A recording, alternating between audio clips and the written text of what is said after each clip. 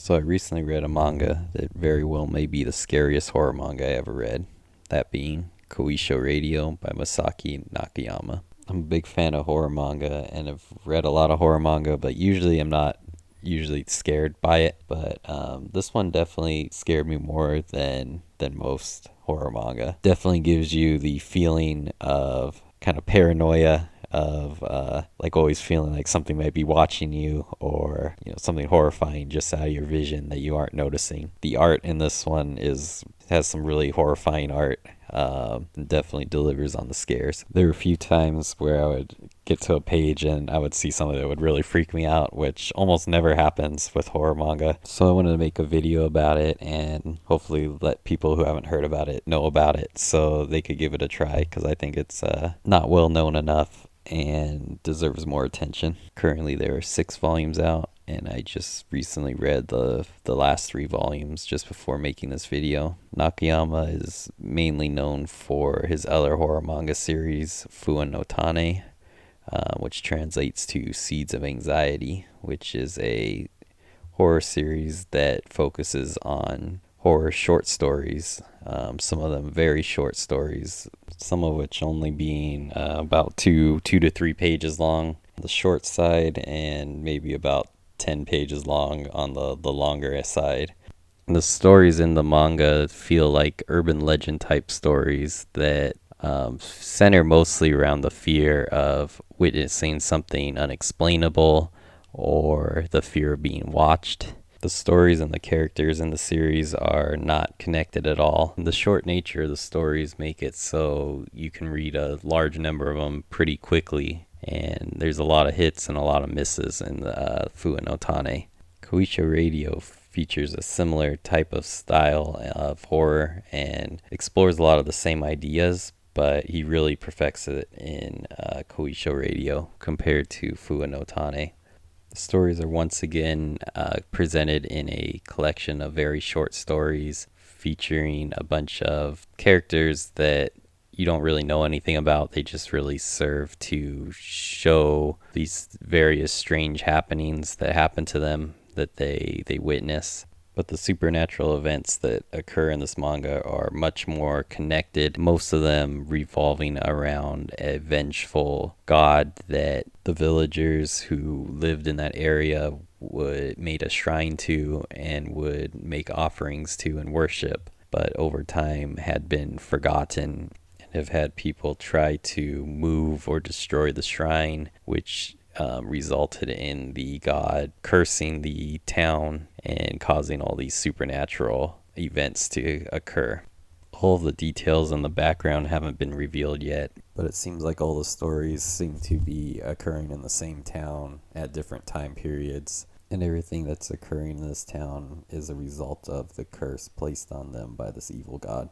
The inspiration for the stories come from the author's own personal experiences, which he talks about in bonus chapters at the end of the 5th and 6th volumes. In these chapters, he would talk about the experiences that him and his assistants had in the building that they were renting as an office. He would be hearing scratching sounds coming from above, and eventually he would find a broken down shrine up in the attic. And him and his assistants would have experiences where they would see shadowy figures around the office, and eventually he would try to tell the story to people he knows, and every time he would try to talk about it, he would have something that would keep him from saying anything. Something bad would happen that would prevent him from it. And there was one experience he said when he wasn't even willing to write down what happened, because every time he tries to talk about it, something terrible happens to him. And there was one event dealing with the shadowy figure during the time where he was trying to move from the office that scared him so much that he won't even write down what happened, because the few times he had tried to tell someone, after he told them, they would end up either getting sick or having an accident. And one time he was telling, he ended up in the hospital right after.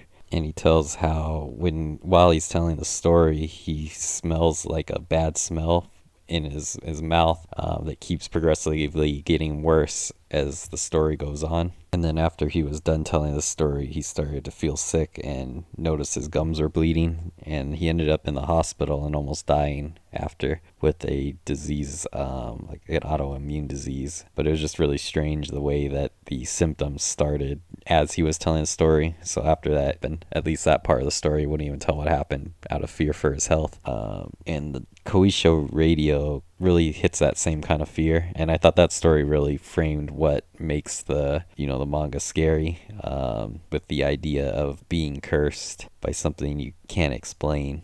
His art has improved a lot with this series compared to his earlier works. A big thing that would be shown in a lot of the stories in Fuwa no Tane would be some pretty horrifying faces, and he got a lot better at drawing those in this one. There's some really scary faces. He's really mastered the page turn where the spirits or the creature's face is shown as you turn the page, and you see this horrifying face on the next page. It's almost like a jump scare in manga form. And the series really benefits from having the connected stories compared to Fuwa no Tane. It allows for a lot more cohesion between the stories and a lot more depth. It makes the series a lot more interesting, keeps you wanting to keep on reading. I would definitely recommend picking up this series. I'm really looking forward to the rest of the volumes coming out and seeing how it ends.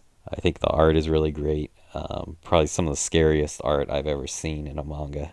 The faces and the creatures he draws are really interesting. I think it's got a really creepy and uncomfortable tone and feeling when you read it.